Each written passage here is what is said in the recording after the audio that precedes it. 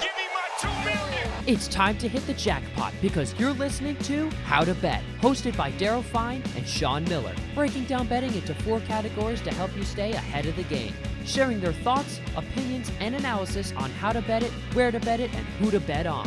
Now here are your hosts, Daryl Sean and Sean Miller.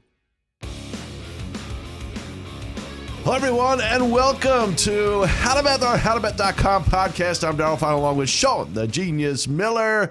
The Super Bowl right around the corner. They're going to get that week off. And Sean, that's always hype week. I can't stand hype week. I like it better when they played the following week. But remember to leave comments. You watching on YouTube, leave comments, good or bad. We want to engage. We want to engage with you. So leave comments and ask for merchandise. We'll get you out merchandise. As a matter of fact. We got some swag. Yeah, as a matter of fact, let's do first 3 people that engage with us this week, leave comments. We're going to get you out some swag. So make sure you send also your address just in case you are one of those 3 people to win. We'll get you out some swag. So the first 3 people engage with us and leave a comment, whether it's good or bad. Even if you leave a comment, hey, you guys suck, we're still going to send you merchandise. How about that? That's how good we are. That's how strong, how tough-minded we are here at HowToBet.com. So we got a lot of. I didn't have my coffee this morning. We got a lot of shots. I want to give a shout because it's not just on YouTube. You know, sometimes it's on Instagram, sometimes on Twitter, and I just want to give a quick shout to some people that have been really supportive. Shout it out, my brother. Yeah, definitely. You know, the guys in one of the chats.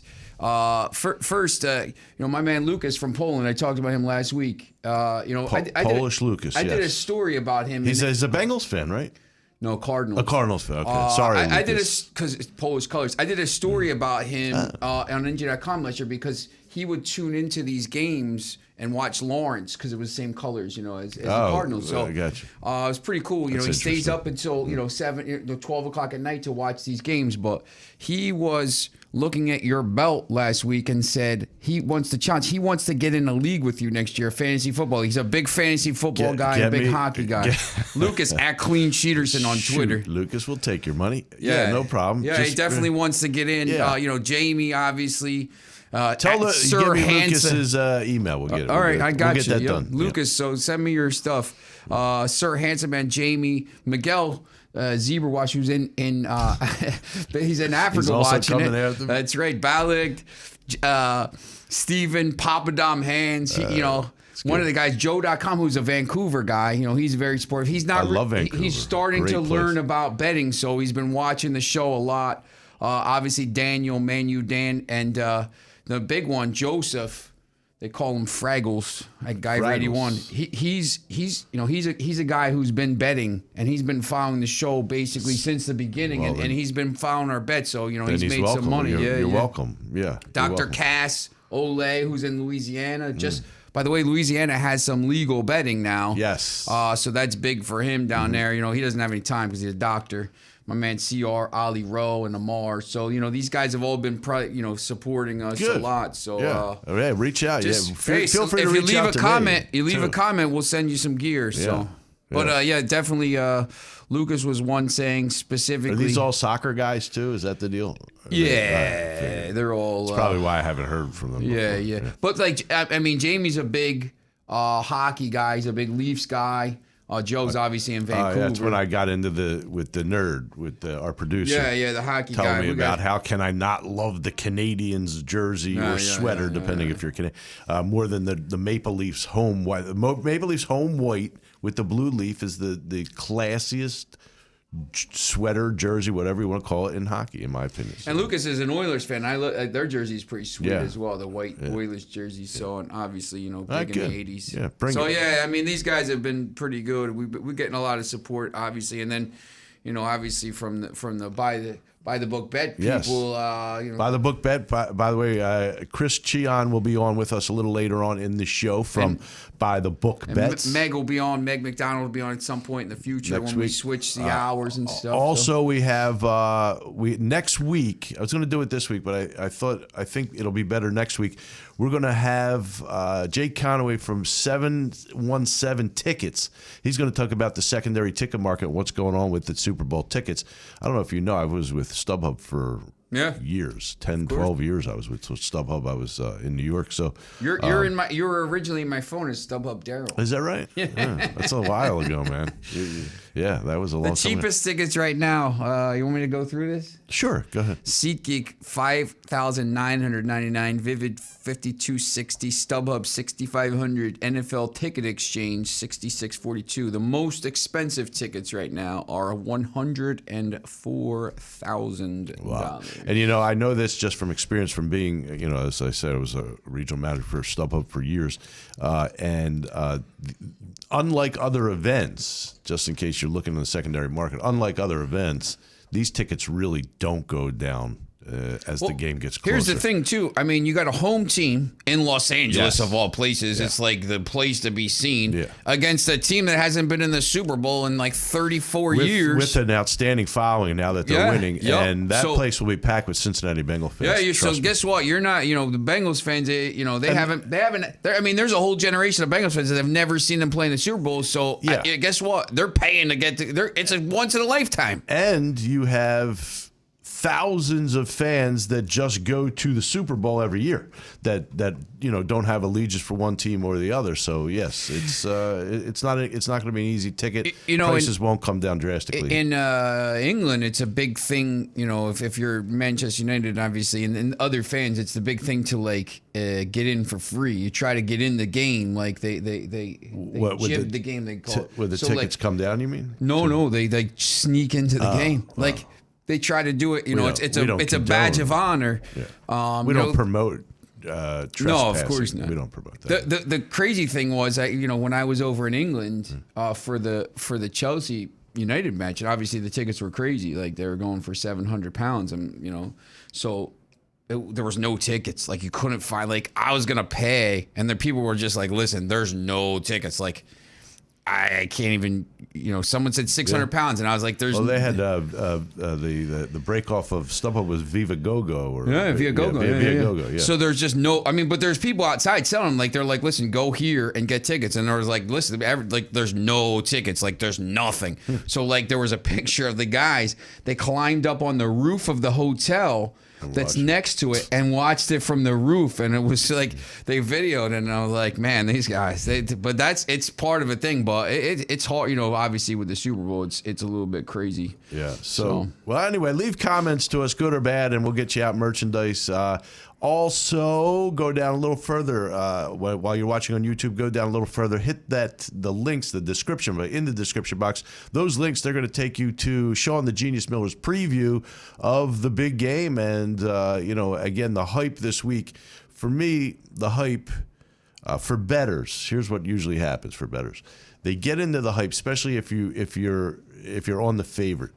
You can get talked in this 2-week period, you can get talked into switching your bet and usually going with the underdog with all the hype. When this hype gets in, you got to weed out the hype and just still continue to go with what you think is the right way to go. That's what I have this phenomenon happen when I go. When I used to go to like Parks Casino, which now I live right next to Parks Casino in Philadelphia. Well, for the racetrack. Yeah. It's a horse racing track, right? Before it was a casino, it was a racing track. So, it would be like Tom Dolan, Fred York, Bro, Eckel, Chuck Gamble, Luca. Like there was a whole group of people, and then I was in that crowd every once in a while. Yeah. But same thing. Like So you go Kentucky like Derby. You'd show up and like. Bro would say one thing, and Tommy would say something else, and Echo would say something else, and you're like listening to all this information, and it all sounds good, and you're like, and then like everybody, you end up missing it because like you took something for a thing instead of just listening to your own. Yeah. So you gotta like same thing here. Yeah, you gotta kind of whittle it down to. And you know, a lot of it, you know, watching something on Curiosity Channel, like a lot of it is gut instinct. Like, what do you think is, you know, last week I switched my pick from the 49ers to the Rams. And, you know, I took them at 2.5, so I ended up winning. So, you know, we both won. I had them at 3.5. And 3.5, in the middle. Yeah. So, you know, it's something where, like, I bet them down to 2.5. I just thought it was a gut feeling. And Sean McVay was terrible, and Kyle Shanahan's been awful in the fourth quarter of games. He's been outscored 55-0 in his last 3 losses, including the Super Bowl against the Chiefs. Absolutely terrible play calling. The Sean McVay, I have no idea what he was doing. They won the game because of the dropped interception that would have been, which I feel terrible because I'm sure the guy feels awful, but like, you know, make a play. And, you know, the fact that both teams' play calling was terrible, but Matthew Stafford made a couple plays. You know, and Cooper Kupp. I was going to say, with all the coaching, the Patriots really, you could see, and they didn't have a great team. Mac Jones wasn't ready, although everybody just, you know, gave this guy the crown. He wasn't ready yet. But the Patriots have such an advantage with their head coach. The Bengals guy's a good coach. Well, it looks like he's doing a good job right now, for sure. Yeah, here's the thing, too. Like, once again, you know, I talked about this on By the Book. This guy, Burrow's a winner. Oh, yeah. You know, Jamar Chase is a winner. You know, like, these guys are winners. When Lawrence got drafted number 1 by Jacksonville, I was saying, this guy, I think he will be a very good quarterback, and I still do. But don't forget the guy that drafted the year before. He's a better quarterback. He didn't get the same pub that Lawrence got. Joe Burrow's the better quarterback, and, of course, he got hurt, and then you know, this year he's just showing what he's got, and yes, he is a winner. You're right, he is a winner. Hey, remember, bet with your head, not with your heart. You know, you can bet for entertainment purposes, you can bet to make money. Both can be done, but bet with your head, not with your heart. If you have, or if you think you have, or if you know someone that has, or think has a gambling problem, there is help out there, including 1-800-GAMBLER. We appreciate everybody watching us and listening to us because there's a ton of options out there in the podcast world. So we appreciate you tuning in to us. You on YouTube, remember to hit that subscribe button, like bell, notification bell, that subscribe. Hit that subscribe button. We appreciate that. Remember to do that for us. Again, everything, no charge. It's just, you're just subscribed to this show. There is no charge for this ever. That's right. And I know that if you tuned into us the whole year or half the season, you made money. You should have made a lot of money. Last week too. You know, the under, the Rams. You know, as you said that, you know, we do this show once a week. We don't do it live here, you know, during the games or anything. So I could tell you now, I hit prop bets. I hit one terrific prop. The best prop bet I hit, I hit 5 prop bets last week, and the best one was Kelsey anytime touchdown, Hill anytime touchdown, Chase anytime touchdown, and Burrow 250 or over passing yards. Guess what? Landed on 250. So that was sweet at plus 600. So yeah, good for me.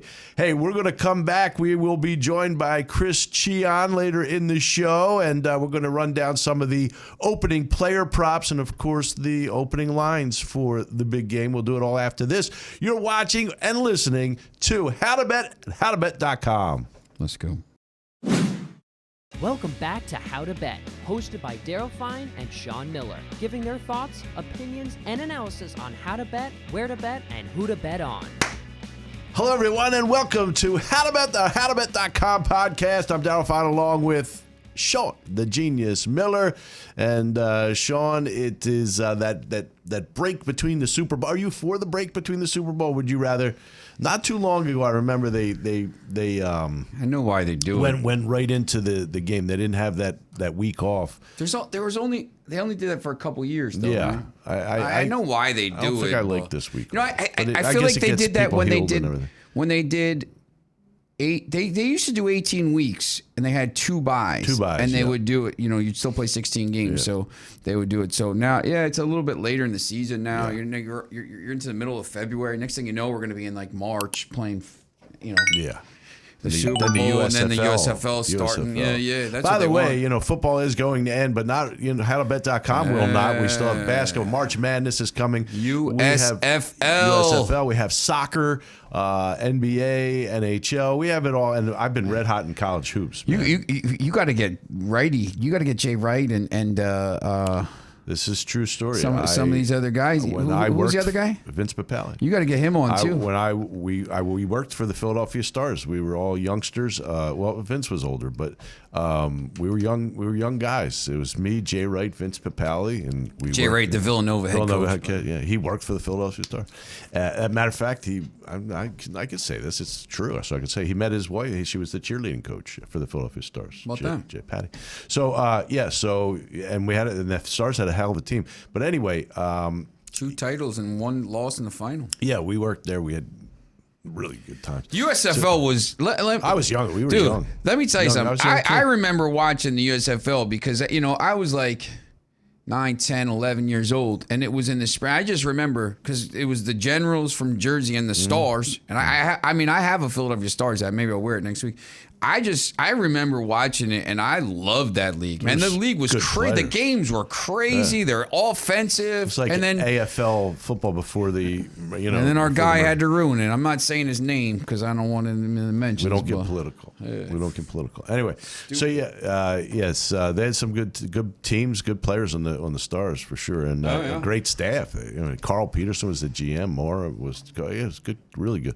Anyway, so yes, so there's more for us to do. Don't think that we stop after football. UEFA Champions League. Yeah, that. And I've been hot with college basketball, man. I've been red hot. I hit 4 of my last 5. My only loser was San Francisco, who had a 17-point. They were a 2-point favorite. 17-point lead at halftime against St. Mary's. And they wound up losing the game by 2. That was my only loss in my last 5 college basketball games. So there you have it. Anyway, let's take a look at some of the opening props. Now, these lines will change, but this is the opening player props. And I think there's some value here.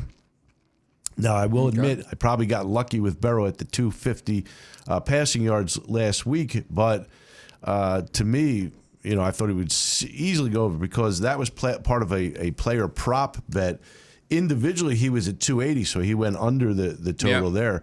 As we discussed with Nery Rodriguez the week before, we both thought he would go over that 280. But so you have Staffford now 280.5. This is passing yards. 280.5. Burrow 265.5. And again, to me, I think they're both going to go over. Yeah, I think you got to take the over on both of those. Now, the line, these numbers will probably change, but I don't think they'll change drastically. So it's interesting. Burrow just 265.5 against this Rams team, who will present a little bit of a problem. And then you have, I guess you're going to see a lot of the hype will be Ramsey guarding Jamar Chase. So that will be interesting as well. Yeah, I mean, Chase, the best players in the league, by the way. Chase, by the way, is 80.5. His receiving yards, 80.5. He's so good, man. Yeah. But now with Ramsey on him, would you take Chase 80.5 over or under? That's a tough number, right? The Vegas knows what they're doing. It's not like they just throw these things together. Over. It's not like they just rate they think about probably this. Take the over. How about this one? I'm just Caesars because Caesars, our guy's yes, coming on. Caesars. Joe Burrow over or under 1.5 touchdowns. Yeah, they're both. Staffford and Burrow both 1.5 touchdowns. Burrow's minus 136. Staffford minus 191. I'm going over. I got to be honest though, like I can't. I'm going over. I think the Bengals will score some. You can't bet one. You can't. Do you bet 191 by itself, or you have to put it in a parlay? I don't bet 191 by itself. You can't. Like I mean, no. This is.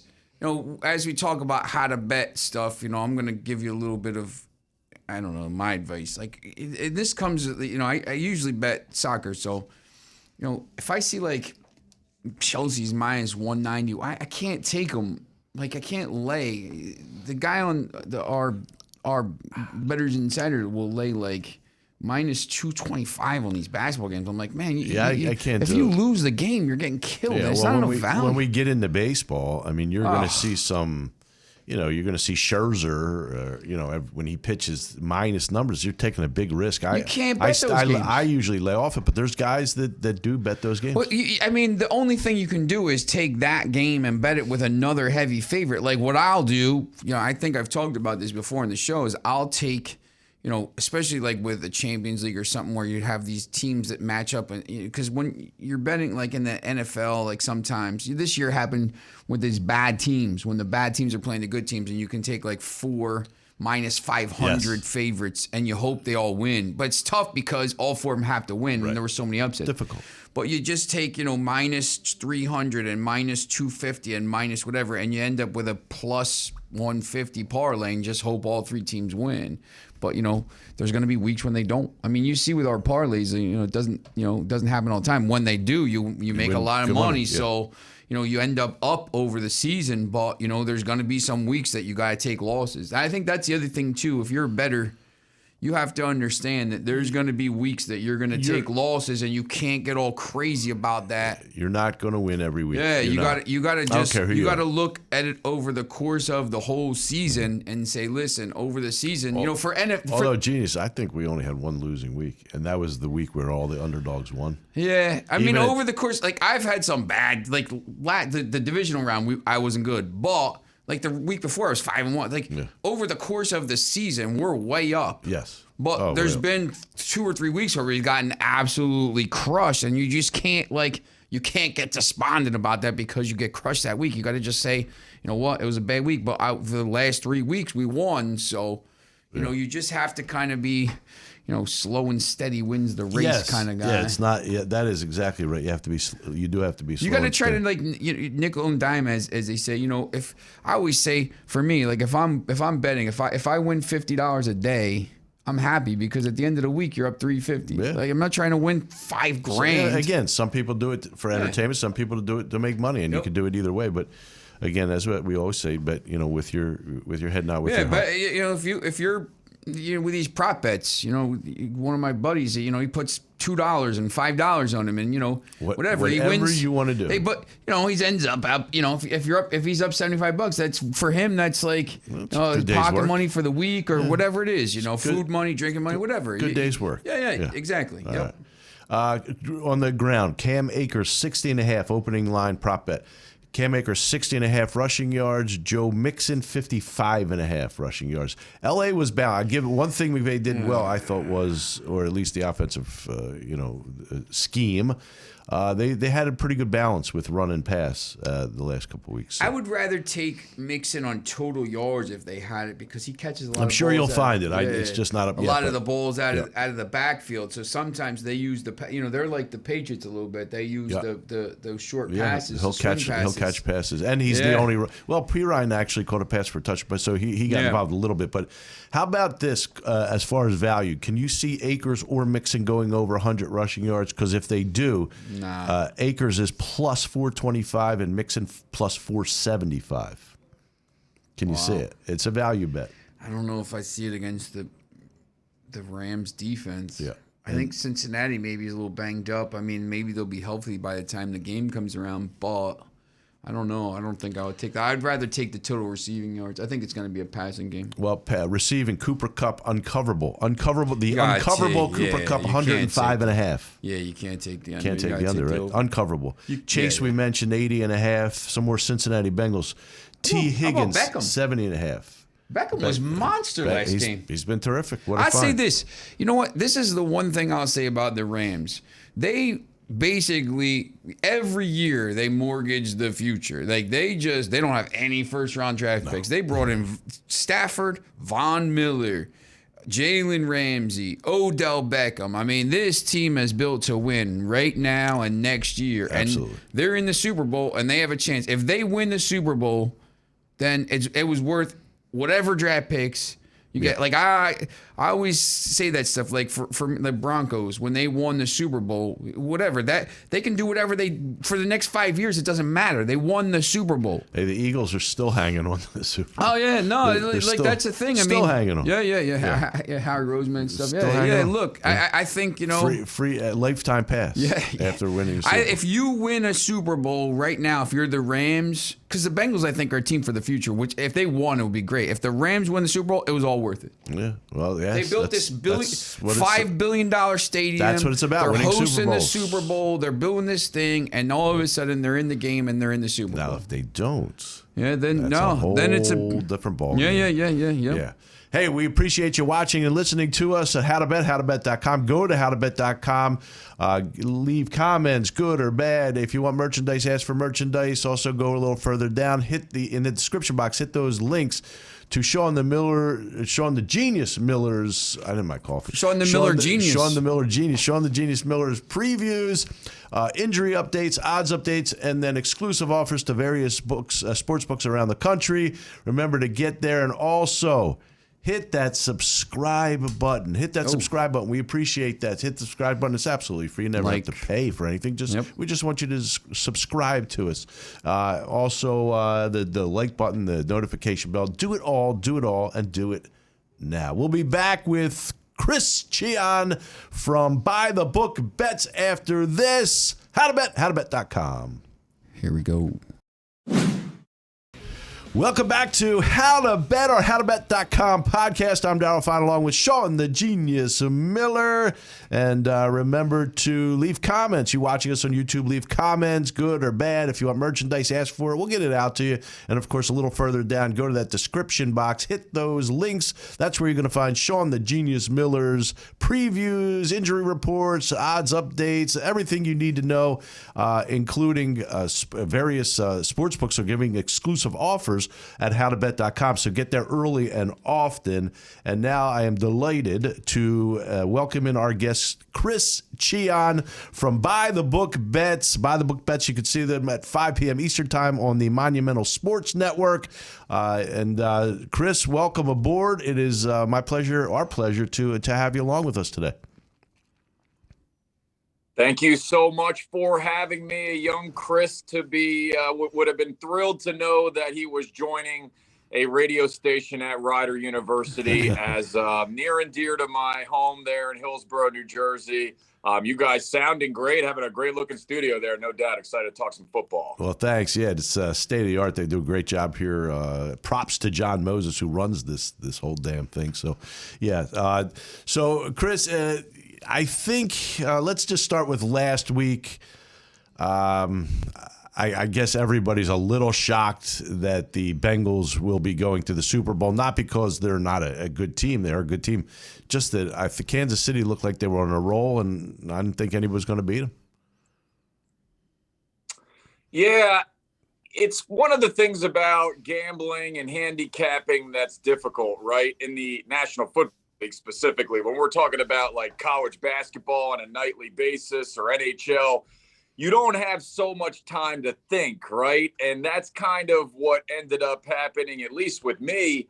Initially, it was Joe Burrow. I don't want to bet against this guy. He's outstanding already in such a young age, has the chance to be the Heisman Trophy winner, national championship winner, and Super Bowl winner in the span of 2-3 years. So it's like he's outstanding. But the more I was thinking about it, that Chiefs defensive line with Frank Clark and Chris Jones and how they played better on the back end, and Tyrann Mathieu was going to play after the concussion. And, the Chiefs offense was doing a better job of protecting as well. And you start to think, why were they 7-point favorites despite the fact that the Bengals beat them during the regular season?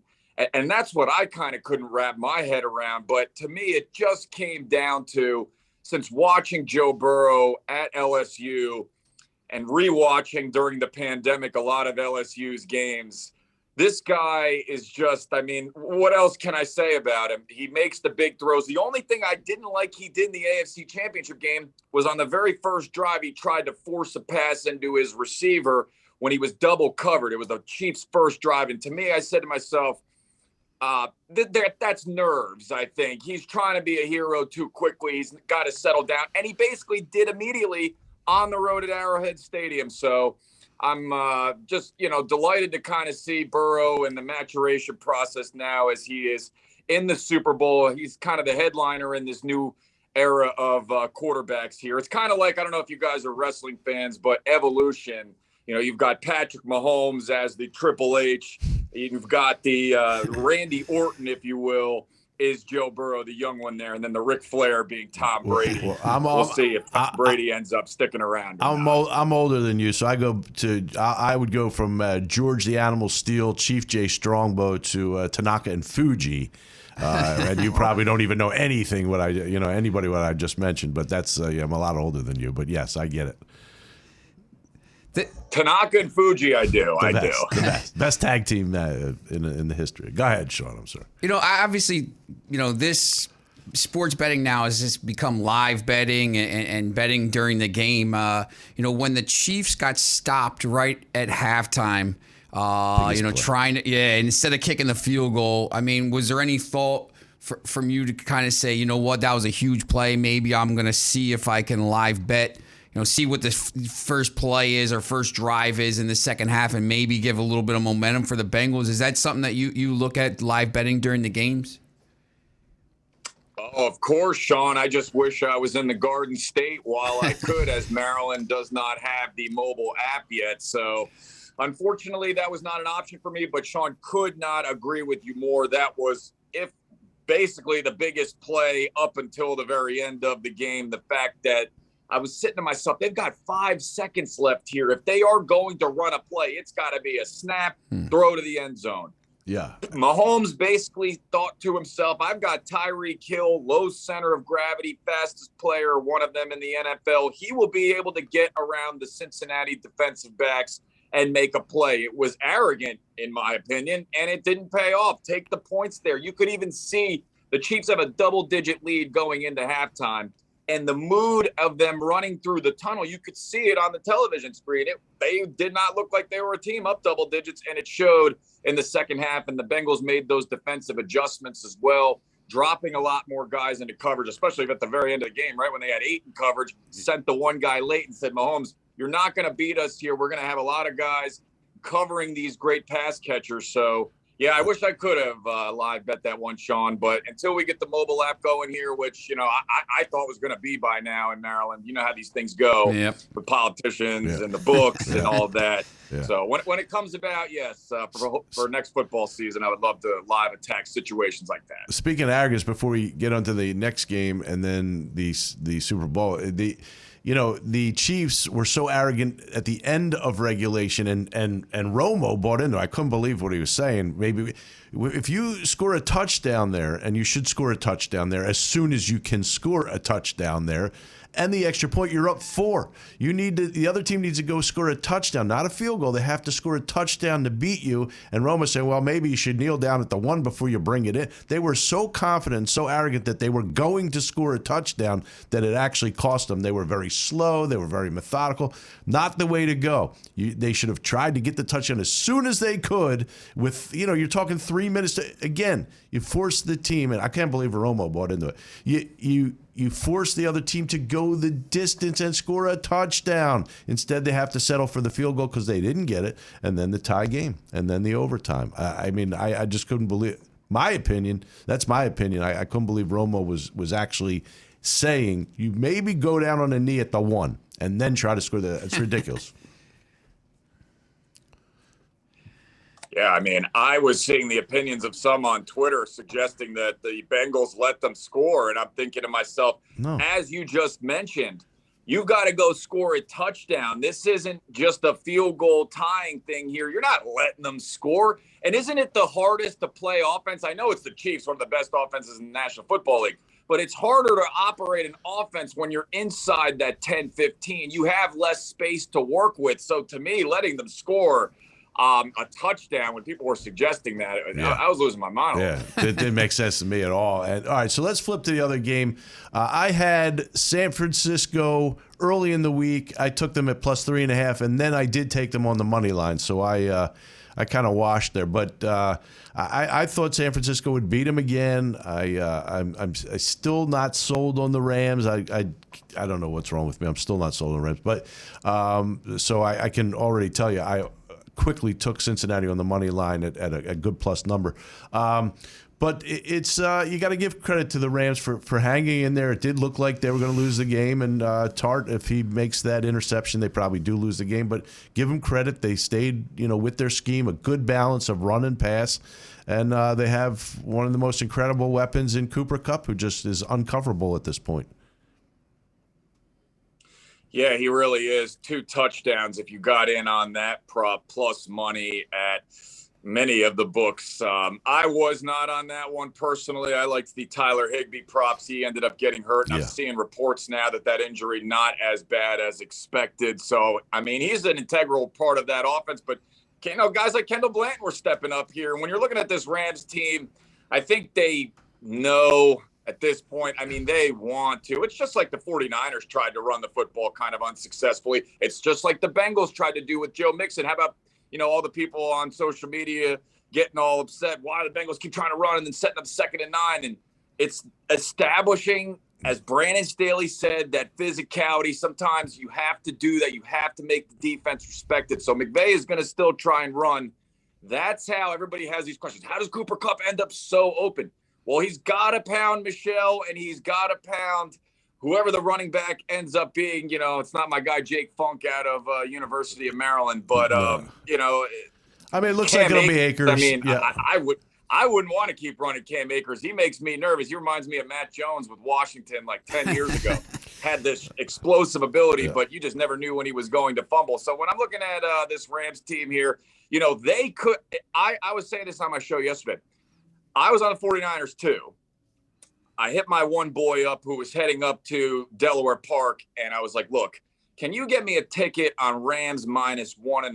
Because I just had this feeling with all of their pass rushers here and that line, 49ers, 6 wins in a row over the Rams, yet they're getting 3.5 points when we knew there was no home field advantage. That just kind of seemed weird to me all week. So I honestly, when it came down to it, I think the Rams ended up the right side, even though I won with the 49ers. The Rams multiple times, I mean, Staffford throwing the pick in the end zone, the bad call on the screen pass to Michelle towards the end of the game there that McVay admitted as much was a bad play call. I mean, they could have won by more. I was happy to have been profiting on this game, but I think the Rams are better than even what they showed against 49ers. Yeah.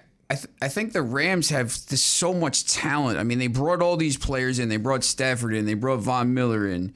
They got the players all over the field.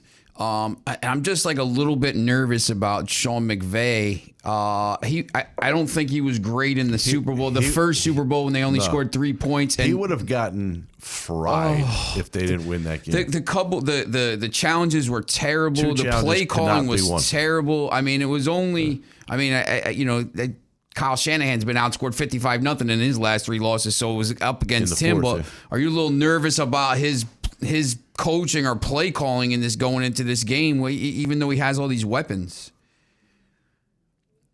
Little. He kind of reminds me of like my generation, right? Like we like to, go, having the coffee in Starbucks and, that sort of, I like the fast-paced nature of how he does operate, but sometimes I think he needs to take a step back, like with the challenge, right? Yeah. You didn't like the spot. It wasn't favorable towards you. Okay, what's that challenge going to do? Are they really going to look at it and go, oh, yeah, I'm going to give you the extra inch or 2 there? I think we all know that was a bad call there. Again, with that Brandon Staley mindset I mentioned a little bit earlier, being almost stubborn to it doesn't work either. I mean, that Week 18 matchup against 49ers that they lost, what was Michelle's stat line? 21 carries, 43 yards. I mean, on one hand, I know I'm saying you got to establish it for the physicality nature, but on the other hand, I mean, 1-yard gains over and over are just not going to help you win a football game. But I think overall, Matthew Staffford, to me, and the control he has on this offense, knowing where he wants to go and doing it without Robert Woods. How about that conversation earlier in the year when, he was struggling kind of in that little bit of a stretch? It was right when Robert Woods had gone down. So he was sort of learning who else he could trust outside of Cooper Kupp. And I think now that we're at the Super Bowl, he has found that with Odell Beckham Jr., who had himself a nice little game after having the drop early on. How about that? I was thinking to myself, oh, man, moment too big for OBJ, but he rebounded nicely and was a big part of what they did. Yeah, he was a huge get for them, as you said, replacing Robert Woods. So right now the line stands at 4. The Rams are 4-point favorite. Joe, I guess we can't call him Broadway Joe, right? Because he's not from New York. It just reminds me of like a Broadway guy. He's a cool Joe or something. He's cool so Joe. He's so calm. He's just he's so cool. Joe Burr is what people are calling him. Okay. Because he's got ice in his veins. Oh, Joe Burr. All right, nerd. All right. So I love when the nerd just hops in there. But hey, so 4 points. The Rams are 4 points. Joe Burr has something going on. Early line. I know there's hype. We're going to change our minds 42 different times before the game. But right now, as I said, I went and took the Bengals at a really good plus value on the money line because I really do think Joe Burr and the Bengals have something going on. Yeah, I love that, obviously. And I was listening to VSiN last week, and there was a reporter on from the New Orleans Times, Picayune, or something of that nature, talking about Joe Burrow in college and how they were up on one of these sort of either rinky-dink SEC teams or just, one of the non-conference teams the Cupcakes should play to get ready for the season. And they were up by like 5 touchdowns or something like that. And Joe Burrow was like unhappy, yelling at his teammates, and I wish I knew exactly the game, but the moral of the story, kind of like Ed Reed when he was with Miami. And if you ever watched the U documentary and stuff like that, like these players demand more out of their teammates, right? And makes their teammates around them better, elevates their level of play. I mean, the offensive line for the Bengals is not very good, right? But they protected last week. He just has a nature to him that, again, I can't explain kind of. I think the Bengals, the one thing that concerns me, the Rams open 3.5 at a lot of books. Yes. And now these are sportsbook, at least where I work. It's at 4.5 now. That early steam I was reading about some trends tends to favor the team that, is not getting the favorable line, getting steamed up. So that makes me kind of think the Rams could be the play there. But I have a hard time betting against Joe Burrow. I've seen Matthew Staffford fold before. I mean, he's playing great in the postseason right now, but who's to say that in the biggest stage, he doesn't have one of those pick sixes that he's been able to avoid here. So my lean right now is with the Bengals, but I have not formally made any sort of pick yet. Yeah, and I like I said, I saw value in that money line. I hopped on it quickly, but I could easily, as we look into it, we see injury reports, things like that. I could change the way I feel about it. Chris, just looking at some of the lines on Caesars for the some of the prop plays, I know there's some pretty decent value. Obviously, it's early in the week too, so there's obviously going to be the 1,000. I already took tails at plus 100, so tails never fails. I'm not a coin bet guy. What are there any kind of prop bets that stick out to you right now on Caesars or anywhere else? As far as any of the numbers that I've looked at so far, no, not really. But the props that I personally like to play, passing yards, for example, last week, Burrow and Mahomes. And I didn't even actually play it just because it was so hard for me to fathom betting against Joe Burrow or Patrick Mahomes and their passing yards prop. But I kind of simply take their average passing yards per game and then formulate it with their most recent 3-game stretch and kind of come up with my own number. And, when you involve math and stuff like that and not just go look at a number and say, over. And I'm not, Sean the genius here with algorithms and whatnot. But, sometimes looking at the numbers, looking at target share, looking at things like receptions and receiving yards, like Tyreek Hill getting over. I mean, and thinking also, too, about how you see the game going, right? How do you see this Rams offense functioning? We've seen their run game not be very good over the course of the postseason. We know Matthew Stafford has to throw it. He was kind of throwing those ducks a little bit at the very end of the game. Troy Aikman was suggesting, oh, maybe he's hurt. I mean, if that isn't even the case, he's got more than a week to get ready for this. So I would look at stuff like that, and Odell Beckham Jr.'s target share, which has just skyrocketed too. And then, things of that nature is kind of where I look personally. Will I do like a heads or tails kind of thing? Maybe. And, MVP will definitely be something that I look at as well with the short odds with the quarterbacks. Yeah, you want to be kind of sexy and pick a Von Miller to maybe win it again, or Aaron Donald or something like that. But, 4 out of the 5 past years, quarterback has won the award. So, yeah, for me, if I'm thinking that the Bengals are going to win, I'll take probably a ticket on Joe Burrow. Yeah, good choice there. Hey, Chris, before we let you go, let everybody know where they can find you each and every weeknight. Each and every weeknight. You can find me on Monumental Sports Network. We've got a Twitter feed that streams the show 5 p.m. Eastern time. We have Chion on a weekly basis. This guy absolutely crushes it no matter what sport we throw his way. You can also watch our show too, bythebookbets.com. And check us out. We do, my co-host Meg, she does a great job of getting ready for college hoops. She's been crushing her picks with college basketball lately, no doubt. Yeah, I'd like to talk to her. I've been red hot with the college hoops as well. Hey, thanks for coming on. We really appreciate it, Chris, and we'll look forward to buy the bet books. Buy the book bets for sure. I had my coffee yet. Buy the book bets. Yes, we look forward to that. And again, really thank you for coming on. Thank you, fellas. Have a great day. You too. You too. Hey, thanks to Chris Chion, and remember, you watching us on YouTube, hit that subscribe button, the like bell, notification bell, get it all done for us. We appreciate that. When we come back, we're going to take our quick look at the Super Bowl odds, and we'll give you our little precursor coming on this upcoming, the big game out at SoFi. We'll do it all. You already gave your pick. Yeah, I did. Well, I could change. I did my one, the money line, but there's other ways to bet on that Super Bowl. Back after this, HowToBet, Let's go.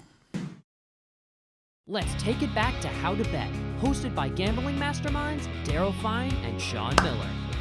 Hello, everyone, and welcome to How to Bet, our HowToBet.com podcast. I'm Daryl Fine, along with Sean, the Genius Miller, and it is time for our Super Bowl preview, I guess it is. Although we're not ready yet, really, to release our picks because we still have 2 weeks before the game. It's ridiculous. So we're gonna we're gonna hold that back, but we're gonna give you some opinion on this big game. And Sean the Genius Miller, remember to you watching on YouTube, go down to that description box, click on those links. That's where you're going to find his previews, injury updates, odds updates, everything you need to know, and includes exclusive offers from various sports books around the country. So get there early and often. And remember to leave comments, good or bad. Ask for merchandise. We'll get it out to you. So, yes, that's what you've got to do for us. Got to give Caesars a little plug there. Yeah, obviously, Caesars. Go to HowToBet.com and get on that link to Caesars. It's interesting because that Buy the Book Bets. We had Chris Chion from Buy the Book Bets on. And when you see like the beginning of the show, you'll see a camera and it looks down into the bar Caesars, where the sports book is in the arena. Yeah. Where the Wizards and the Capitals play. Yeah. I still call them the Bullets, but can't call them that That's anymore. A long time ago. That's imagine that call. Washington D.C.'s team was called the Washington Bullets. Yeah. Well, it's probably if you know, you know. It's funny. It's probably going to be better than whatever the football team is going to be called, which is being released tomorrow when we're recording this. Okay. So, all right, nerd. Even though it's already been leaked, because it's going to be the Commanders, because that, by the way, is a horrible name. Yeah. I mean, that's horrible. I like Washington. What is it? The Sentinels from Any Given Sunday. Is also a horrible name. So how do you market that? That's terrible. But anyway, it's got to be something military Washington related. Commander in Chiefs. Well, you can't do that because Kansas City. But anyway, it's a bad name. Washington Admirals. Bad name, bad team. All right, so bad name, bad team. So The Rams open up at 3.5, now 4.5 at places. Depends where you look. The Bengals are that niche team that everybody roots for the underdog here, Sean, and it is a team with Joe Cool. Everything seems to be going right for them. They in my opinion, they've already beaten the best team in football.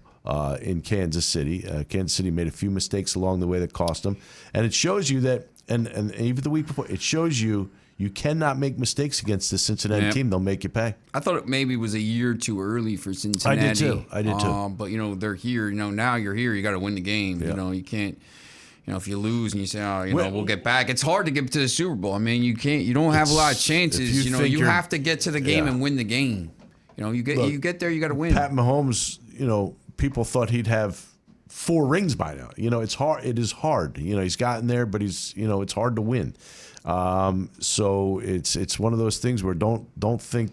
That's why when people say dynasties, no, it's not. It's impossible. That is hard, man. NFL is made to destroy dynasties. There was only one Tom Brady, and there'll always only be one Tom Brady. Here's the problem with it. I mean, Tampa Bay, they mortgaged everything once again to bring Brady back this year, so they don't win it, and now the whole team has to be blown up because that team is in trouble. You can't keep these teams together in the NFL now because of the salary cap and all this stuff. I mean, it's just impossible. So they could go first to worst. I mean, they're not only going to lose their quota. I mean, they're going to lose a lot of players. Yeah, because Gronkowski leaves. I mean, but that's the thing. But once again, if you're a Tampa Bay fan, you won a Super Bowl at home. And you can't. You've only won 2. They were the worst team in the NFL for so long. They won the Super Bowl. And the pewter and those old school jerseys, under Gruden, and then they win this one, and you only get one out of it. But if you win a Super Bowl, it's worth it. It doesn't matter. It's worth it. If you go back and you're bad for once again as a Broncos fan. The Broncos stink. They're really close, though. The Broncos, with the defense, they get Aaron Rodgers and Devontae Adams. Maybe we're back. Could happen. But you win the Super Bowl. You're the Super Bowl champs. It doesn't matter. Yeah. Well, now the Bengals have this thing going on, and Staffford, can he be trusted? This is going to be all the hype for the next couple of weeks, and I really do believe that it's going to come down to can anybody cover Cooper Kupp. It's now kind of a dynamic duo with Kupp and Beckham, but Kupp is really the guy. Can they figure out a way to at least contain this guy? Here's the thing, too, I think. When you look at the defense of the Rams, Aaron Donald's unbelievable. He's best defensive player in the last decade, easily. Yeah. Von Miller, Super Bowl MVP. You got Jalen Ramsey. I mean, you got players all over the field. There other, the other guy on the. I always forget his name. Philip, the other linebacker that goes on the other side. Yes, I'll remember it. Sorry, man. Now you got me because I'm drawing a blank too. Leonard Floyd. Sorry. Yeah. You got Leonard Floyd on one side and Von Miller on the other, and Aaron Donald in the middle. I just, and just watching that Tennessee game against the Bengals, and you saw Joe Burrow won the game, but I mean their line is not good. No, and in this game. See, that's the thing.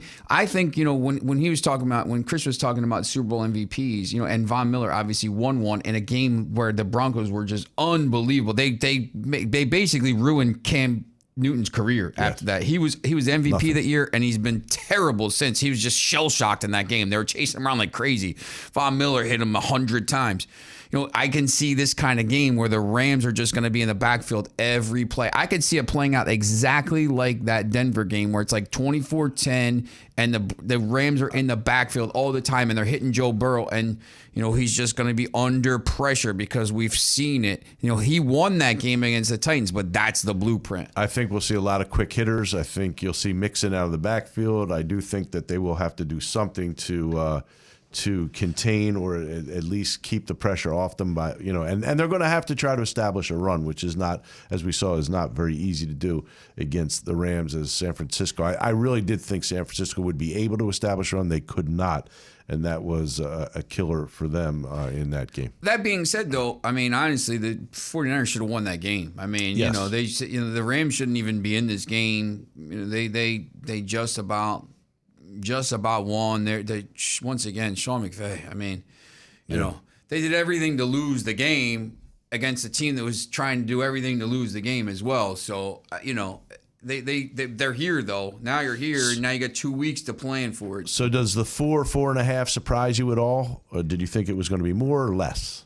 Or do you think that's the right number? Nah, it's probably the right number. I mean, the Rams haven't been really favored that much in any of these games. I mean, when you look at them, I mean, they haven't been great in any of these games. I mean, every game's been it's been close. Yeah. I mean, they don't blow anybody out. They looked like they were going to blow Tampa out, and then they gave it back and actually became lucky to win that game. So I mean, look at these games. I mean, you just look. Rams Ravens 20-19, Rams Vikings 30-23, 27-24 loss. I mean, they blew out the Cardinals because they weren't ready. But every game, bar a couple games against some of these bad teams, have been close or losses. So they don't beat the Lions tough. I mean, obviously they beat the Giants, but they've played a lot of close games. So I think that's probably about right. All right. So next week we're going to break it down. Remember, when the football season's over, that's not when we end. We just kind of keep on going. When the NFL season's over. When the NFL season's over, USFL's coming into play. We got more football. We have soccer. We have March Madness. We have NBA, NHL. We're going to do it all. So don't think we're leaving after the NFL season's over. What about baseball? Baseball? Could there be baseball?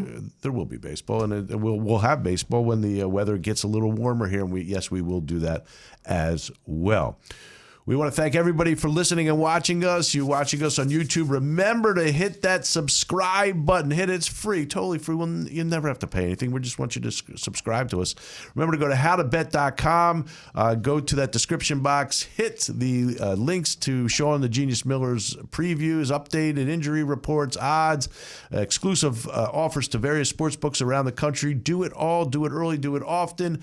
We're going to come back next week. We're going to break this thing down. We're going to break it down thoroughly. We'll have prop bets, we'll have game bets, and of course we'll give you the winner and the over-under of this big Super Bowl at SoFi.